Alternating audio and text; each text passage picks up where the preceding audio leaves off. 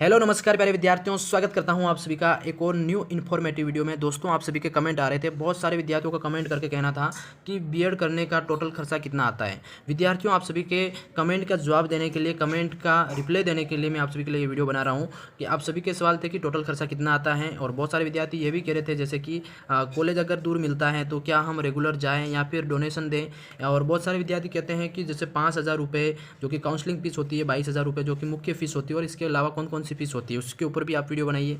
और इतना खर्चा हो ही रहा है तो उसके साथ साथ में क्या सर हमको छात्रवृत्ति मिलेगी क्या? अगर मिलेगी तो कितनी मिलेगी सभी वर्ग के विद्यार्थियों के लिए? तो दोस्तों, वीडियो में बने रहना। वीडियो आप सभी के लिए, आप सभी के मतलब कहने पर मैं ये वीडियो बना रहा हूँ, तो वीडियो आप सभी के लिए बहुत ही ज़्यादा इंपॉर्टेंट रहने वाला है, इन्फॉर्मेटिव रहने वाला है। तो वीडियो को लाइक, चैनल को सब्सक्राइब कर लेना और अपने साथियों में सबसे ज़्यादा शेयर करना। देखो, शुरू करते हैं इस वीडियो को। आप सभी के सामने टोटल यहाँ पे मैं बताने की कोशिश करूँगा। जैसे कि आपके सामने है बीएड करने का टोटल खर्चा कितना आता है। दोस्तों, एकदम जेन्युइन जानकारी है जो कि मैंने स्वयं ने बीएड कर रखी है। उसके आधार पर मेरा कितना खर्चा आया और मेरा जो अनुभव है, मेरा जो एक्सपीरियंस है, उसके आधार पर आपको बताने की कोशिश करूँगा। तो दोस्तों, सबसे पहले सामान्य की बात है, जैसे कि सबसे पहले अपन काउंसलिंग करवाते हैं जिसके दौरान आपको 5,000 रुपये यहाँ पे लगते हैं।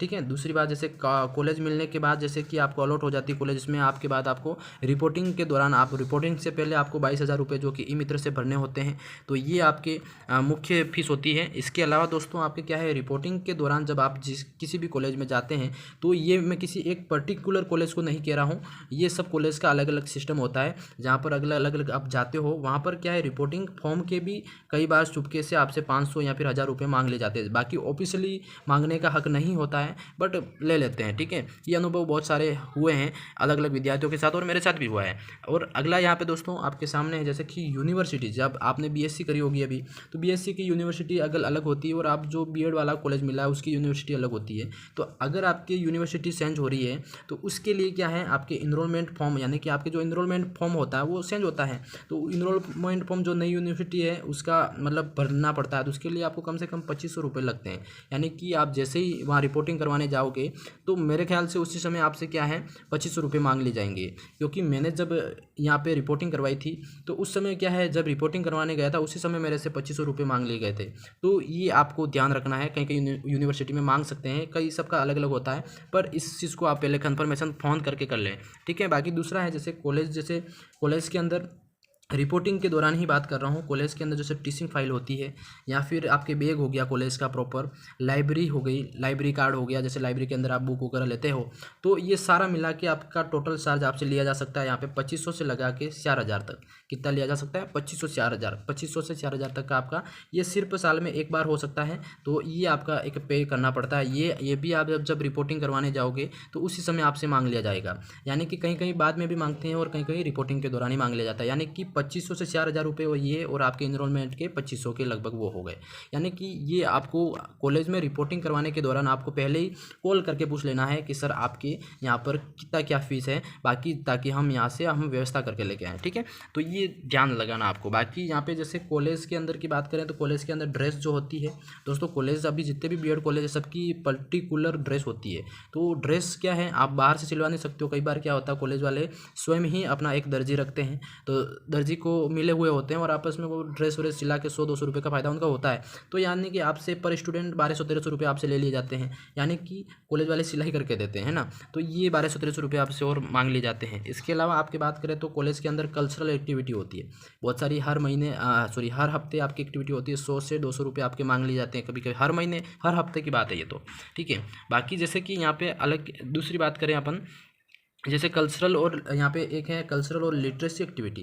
दोस्तों, ये जो एक्टिविटी होती है, कई बार बहुत सारी यूनिवर्सिटी है राजस्थान के अंदर जिसमें ये एक्टिविटी शामिल है सिलेबस के अंदर। यानी कि बीएड फर्स्ट सेमेस्टर का जो सिलेबस है, फर्स्ट ईयर का जो सिलेबस है, जिसमें आपके ये एक्टिविटी शामिल है, जिसमें आपको क्या है, कॉलेज से 3 दिवसीय शिविर के लिए बाहर लेकर जाया जाता है। जहाँ पर आपके किसी, जैसे माउंट आबू है, सिरोही है, कहीं ले जाते हैं, जहाँ पर आपके क्या है, कैंप फायर करते हैं, वहाँ पे अच्छे से प्रोग्राम करवाते हैं, और सोशल एक्टिविटीज़ यानी कि ग्रामीण भ्रमण वगैरह करवाते हैं। तो उसके लिए आपको क्या, ले जाने लाने का खर्चा, खाने पीने का खर्चा, रहने का खर्चे, उसके लिए आपको 2,500 रुपये यहाँ पे अलग से ले जाते हैं। और इसमें क्या है, सिलेबस के अंदर इंक्लूड होता है, इसलिए ये आपके कम से कम 25 से 30 मार्क्स का ये एक एक्टिविटीज़ होती है। तो ये आपके नंबर जुड़ते हैं इसके। ठीक है। तो ये भी आपका होता है। अगला है दोस्तों आपके जैसे स्पोर्ट एक्टिविटी या स्पोर्ट एंड गेम एक्टिविटी होती है जिसमें आपसे कई बार तो 500 तक भी लिया जाता है, बट मेरे साथ मेरे कॉलेज की बात करूँ तो यहाँ पे 100 से 150 रुपये आपके जब भी प्रोग्राम होता है, जब भी कोई टीम बनती है, तब आपसे एक बार के लिए 1 से 2 बार लिए जाते हैं। ठीक है, तो ये खर्चे छोटे मोटे आपके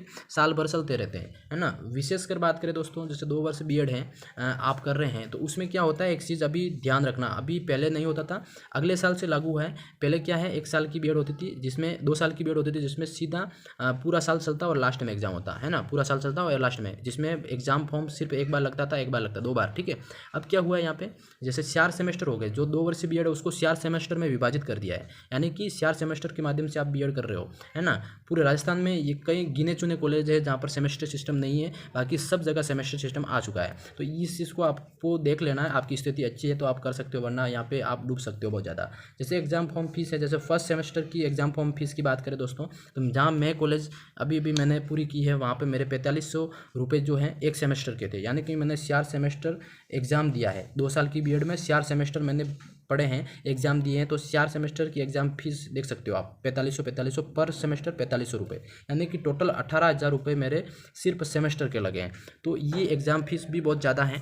अगला यहाँ पे देख सकते हो, विशेषकर यहाँ पे जैसे कहीं कॉलेज में बीएड डिग्री के साथ साथ आपके क्या होता है, अन्य कोर्स भी करवाते हैं। अन्य कोर्स में जैसे आप मान सकते हो योगा कोर्स हो गया है आपका, है ना, योग सर्टिफिकेट करवाते हैं, करियर काउंसलिंग सर्टिफिकेट करवाते हैं, नहीं फ्री नहीं करवाते हैं, ये भी एक पेड आपका होता है, यानी कि आपसे चार्ज लिया जाता है। जबकि आप बीएड कर रहे हो, बीएड के साथ ये करना अपना मन नहीं होता, हम क्यों करें भाई, है ना। तो बट ये कॉलेज वाले क्या करते हैं, कंपलसरी करके रखते हैं और आपको फिर बाद में फंसा दिया जाता है, आप छोड़ भी नहीं सकते और करना ही पड़ता है। यानी कि इसका लगभग पैसे बात करें, मेरे जहाँ से मैंने करी है वहाँ पे भी मेरे ऐसा ही हुआ, वहाँ पे भी हमारे चार्ज लगे और हमको देना पड़ा, क्या करें।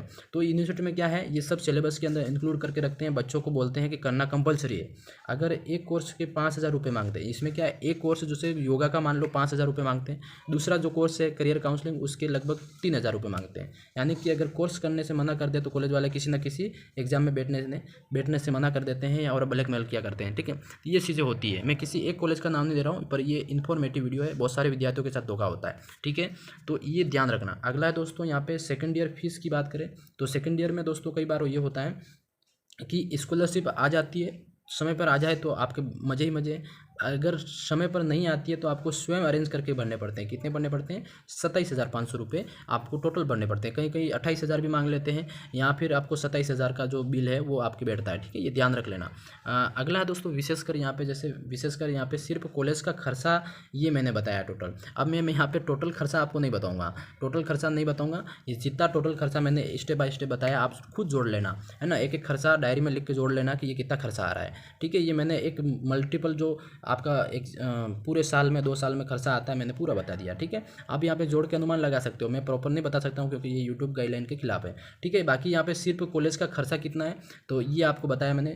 अगर दूर कॉलेज है तो दूर कॉलेज के लिए दोस्तों वो अलग से खर्चा है, जैसे कि डोनेशन सिस्टम चलता है कॉलेजों में। ठीक है, बहुत सारे नए विद्यार्थी भोले भाले बेचारों को अभी 12वीं पास करके आए, उनको पता नहीं डोनेशन क्या होता है। डोनेशन दोस्तों ऐसी चीज़ होती है जो कि आपके कॉलेज दूर है, आप वहाँ पे जा नहीं पा रहे हो, है ना, आपकी रहने की सुविधा नहीं हो रही है, तो इस स्थिति में क्या कॉलेज वाले आपसे 20 से 30,000 डोनेशन मांगते हैं। तो फिर आपको डोनेशन के देने के बाद आपको रेगुलर नहीं जाना होता है, सिर्फ एग्जाम देने जाना होता है, तो ये डोनेशन होता है। यानी कि ये कॉलेज के ऊपर डिपेंड करता है कि वो आपसे कितने लेते हैं। ठीक है, सब कॉलेज का अलग अलग डोनेशन सिस्टम होता है, तो वो उसके अकॉर्डिंग होता है। अगला दोस्तों, जैसे कहीं डोनेशन भी नहीं लिया जाता है, बोलते हैं कि हम डोनेशन नहीं ले रहे हैं, है ना, तो अगर दूर कॉलेज है तो वहाँ रूम लेकर रहना पड़ता है, रहना पड़ सकता है 2 साल तक। तो आप देख लो, यहाँ पे रहना पड़ सकता है 2 साल का, रूम किराया, खाना पीना, है ना, रहना, खाना पीना, रूम किराया, घर आने जाने का किराया, और ये सब अलग अलग होता है। तो ये इसका खर्चा कितना हो सकता है ये भी आप समझ सकते हैं। ठीक है, बाकी यहाँ पे आप देख सकते हो ये सारी जो ये वीडियो है सिर्फ और सिर्फ विद्यार्थियों को बीएड करना चाहते हैं उनके लिए एक जानकारी उपलब्ध करवाने के उद्देश्य से बनाई जा रही है, ताकि उन्हें एक बेसिक खर्च का पता चल सके। सिर्फ और सिर्फ एजुकेशन पर्पस के अकॉर्डिंग बनाई जा रही है। ठीक है, बाकी ये जेन्युइन था, ये खर्चा होता है बीएड के दौरान, बाकी आप सभी विद्यार्थी समझ सकते हैं। और यहाँ पे बहुत सारे विद्यार्थियों का जैसे सवाल है कि छात्रवृत्ति कितनी मिलती है दोस्तों, तो ST SC कैटेगरी वालों की बात करें, मैं ST कैटेगरी से हूँ, तो ये मेरे को फर्स्ट ईयर में मैंने भरे थे लगभग 27,000 रुपये, तो मेरे को 27,500 रुपये वापस स्कॉलरशिप मिली थी। ठीक है, बाकी सेकेंड ईयर में भी 27,750 रुपये वापस मिले, यानी कि फ़ीस जो भी है 1-1.5 साल के अंदर वापस अपना टोटल मिल जाती है। तो खर्चा आपका कहीं ना कहीं आपको थोड़ा फ़ायदा मिल जाता है। बाकी आप चाहते हो कि हर कैटेगरी में स्कॉलरशिप कितनी मिलती है और स्कॉलरशिप किस किस को मिलती है और कितनी मिलती है। अगर आप चाहते हो मुझे बहुत ज़्यादा कमेंट करना इस वीडियो के नीचे कि सर हमें ऑल कैटेगरी वाइज आप स्कॉलरशिप का पता बताइए ताकि हम भी स्कॉलरशिप के लिए अप्लाई कर सकें। तो आप कमेंट कर लेना, मैं आपके लिए आपकी डिमांड पर मैं वीडियो बना लूँगा। बाकी ये जो वीडियो है आप सभी को कैसा लगा कमेंट में जरूर बताना। आपके और भी इसमें कोई डाउट हो तो मुझे बता देना, मैं इस पर और वीडियो बना दूंगा। बाकी वीडियो अच्छा लगा तो वीडियो को लाइक, चैनल को सब्सक्राइब कर लेना। धन्यवाद।